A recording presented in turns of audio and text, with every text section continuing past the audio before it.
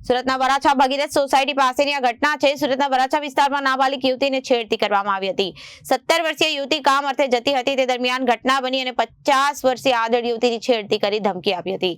Police દ્વારા આરોપી સામે છેડતી અને પોક્સો કલમ હેઠળ ગુનો નોંધી કાયદેસરની કાર્યવાહી કરી આરોપીને પકડી પાડી કાયદેસરની કાર્યવાહી હાથ ધરાઈ છે। સુરતના વરાછા ભગીરથ સોસાયટી પાસેની આ ઘટના છે। સુરતના વરાછા વિસ્તારમાં નાબાલિગ યુવતીની છેડતી કરવામાં આવી હતી।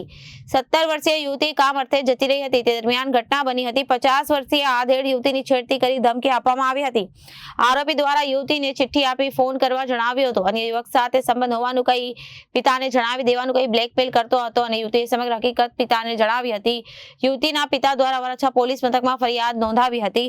વરાછા પોલીસ દ્વારા આરોપી સામે છેડતી અને પોક્સો કલમ હેઠળ ગુનો નોંધી કાયદેસરની કાર્યવાહી હાથ ધરવામાં આવી છે। આરોપીને પકડી પાડી જેલના સળિયા પાછળ ઢકેલી तपासનો धमधमाट पुलिस द्वारा शुरू करवामा આવ્યો છે।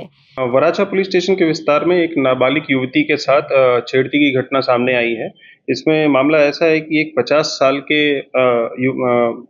मेल ने मर्द ने एक 17 साल की लड़की के साथ छेड़ती किया। उसको एक पर्ची या चिट्ठी लिख के दी, उसमें उसका नंबर दिया और उसको साथ में उसको धमकी दे रहा था कि अगर तुम इस नंबर पे फ़ोन करो और मेरे से बात करो और नहीं तो मैं तुम्हारे पिता को बता दूंगा तुम्हारे किसी युवक के साथ संबंध है, ये बोल के उस लड़की के साथ ब्लैकमेल कर रहा था।